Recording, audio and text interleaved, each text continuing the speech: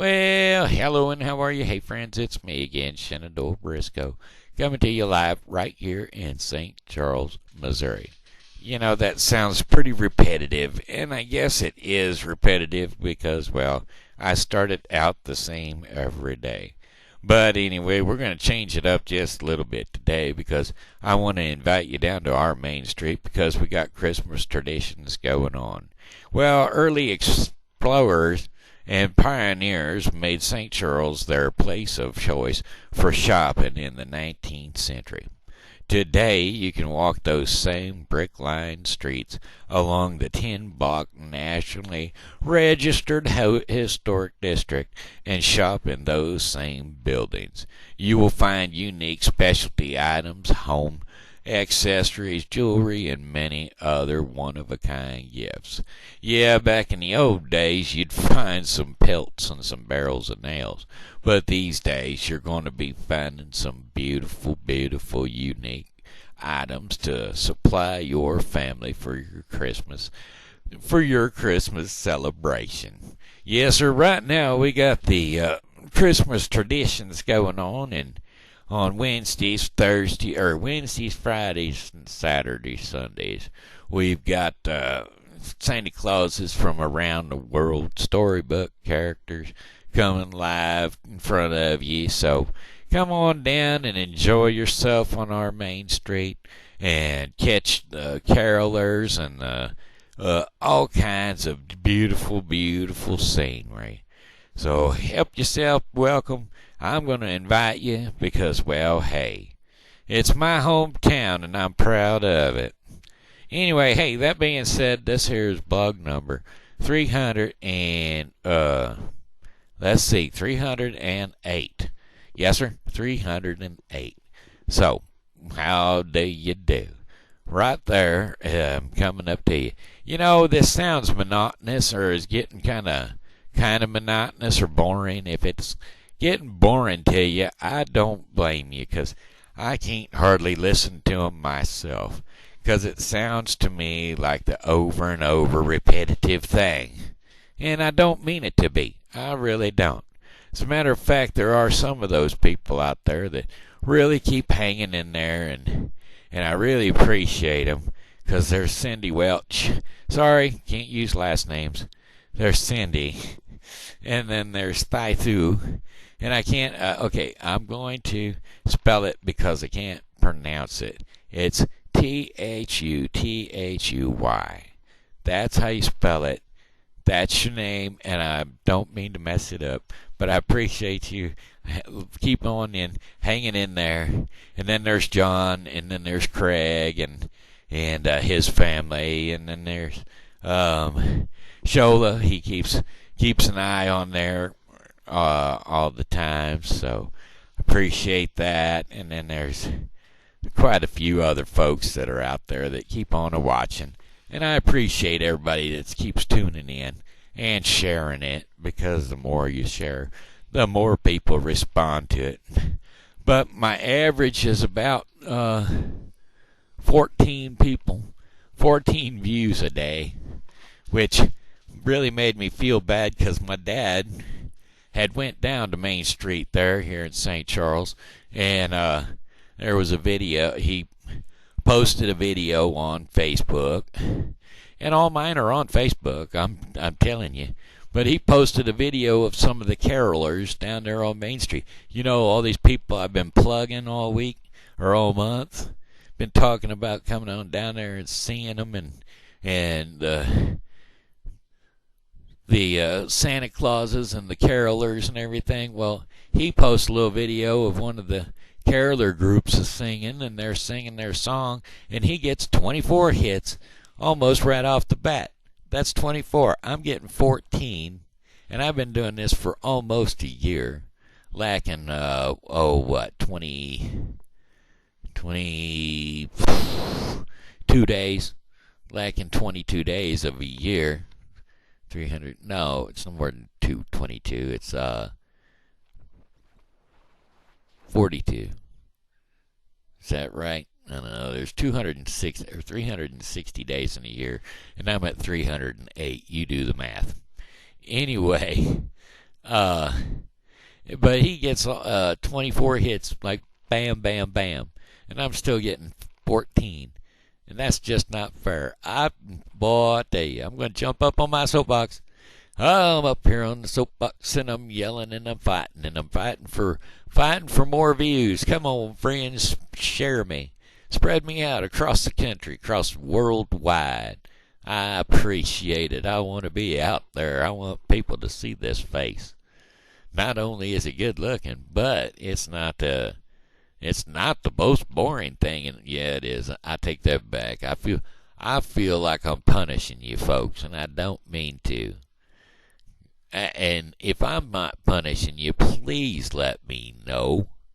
Because, well, about the only time, it's the only person that ever lets me know anything about punishment is my good friend Craig. And he's like, please do not sing. Hand me some earplugs. Warn me or something. And his whole family, and they got dogs, and the dogs started howling and everything. He says, wait a minute. Because we talk on that Facebook, and it's kind of like the Skype thing, only it's not Skype. If you use Google Chrome, you can talk through Facebook, and you can talk face to face like you're Skyping. But anyway, he'll say, wait a minute, let me put that on for you. And I think he's trained these dogs to howl at it or something, because he flips it on and dogs start howling, and then he starts throwing them treats. Yeah, that's what it is. I'm sure he's trained these dogs to howl at my singing. Right, Craig? Is that how it goes? Are you all laughing at me? I'm glad you are. I'm hoping you are. Here's one for you, Denise. That being said, that's mine and Denise's thing. Sorry, Craig, but me and your wife have a thing. That being said. Anyway, that being said, what was I going to say? I don't know. I don't even know how much time I've burnt up yet. Let's see. Oh, 7 minutes. Oh, boy. That ain't even right. That's not even. Come on, get on there and turn that off. All right. Anyway, I'm trying to keep things entertaining and live and special and neat and different, but I don't know how to go about doing it. You know, the thing is, all my friends that listened to me back in the good old days, they know all my stories and whatnot. 'Cause, well, I tell you what, I could send this one out to my cousin, Randy, because, well, I could tell you a story about the time we was out camping in my backyard. Well, it was the side of the yard. So we weren't really camping, but we was sleeping out in the tent. Let's put it that way. Well, we was sleeping out there in the tent because my cousin Randy, he spent the summer with me. And, well, while he was spending the summer, something about the neighbors. There was a neighborhood group that just didn't like my cousin for some reason. Anyway, it wasn't his fault. They were just kind of out and about to get anybody from my end of the street for some reason. Me, my next door neighbors, or whatever. They were just out causing trouble. Anyway, they was throwing apples at the tent. And, well, we were doing fine with the apples being thrown at the tent, but then what happened was they come and they dropped the poles. And then when they dropped them poles and they were still throwing the apples, you could feel them apples hitting on you. Well, my cousin Randy, not only is he a nice guy and everything, but he's also claustrophobic. Well, he come through that zipper, didn't even take the time to unzip it, and he come climbing out of that there tent.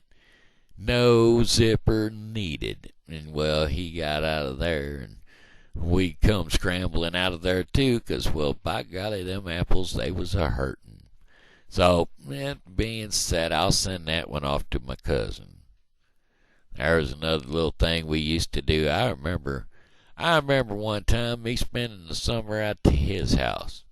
Well, we was out there walking along the fence, and I had my hand dragging on that fence, and I didn't know any better, but he did. But anyway, every now and again I would be hit right in the hind side by a goat. Now, I didn't know any better because I'd turn around and I'd look, and there weren't no goat back there, and I couldn't figure out what was going on. Well, this had happened about 3, 4 times, and I finally asked my cousin, I says, "What in the world is going on? I keep getting hit in the backside by a goat, and I don't know where he's at because I keep looking for him and he's gone." And he says, "Well, why are you getting hit in the behind by a goat?" And I said, "I don't know." So anyway, we start walking along again, and he looks back at me, and he notices I'm dragging my hand along the fence. Well, it's just a little bitty wire fence. Nothing to keep nothing like barbed wire or nothing. It's just a little piece of wire. And he says, "Well, no wonder you keep getting hit in the hind side by a goat."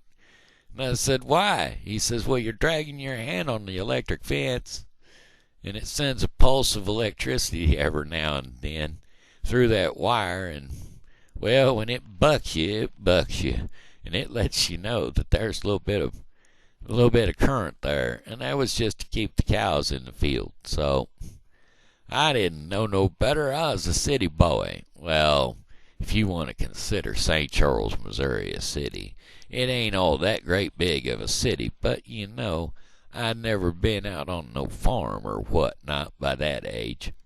I'm going to get me a little sip of the H2O nectarine here.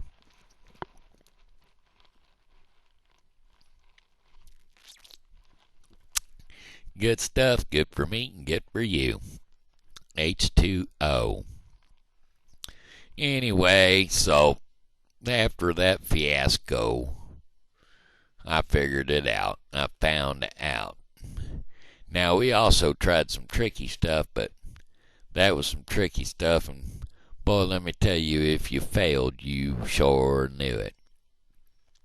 That was back when I was a boy. We used to have, I was a boy. We had peeing contests, and the idea was to pee over the fence and see if you could pee over the fence.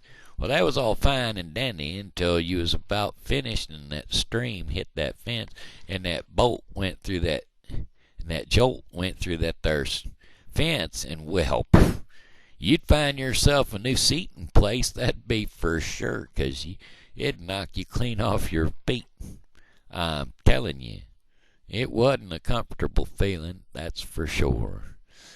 Anyway, that being said, I remember the one time when we were down there, I was at his house, and we were riding tire swings. And, well, that tire swing was a bull.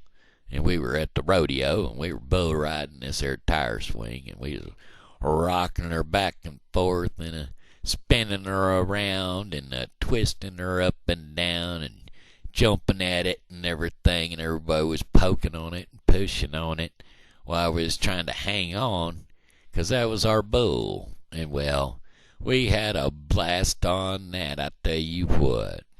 Tire swing. Remember when you was a kid, did you ever get to play with the tire swing? I tell you what, that there is one fun game. One fun thing to have. These days you don't see tire swings anymore.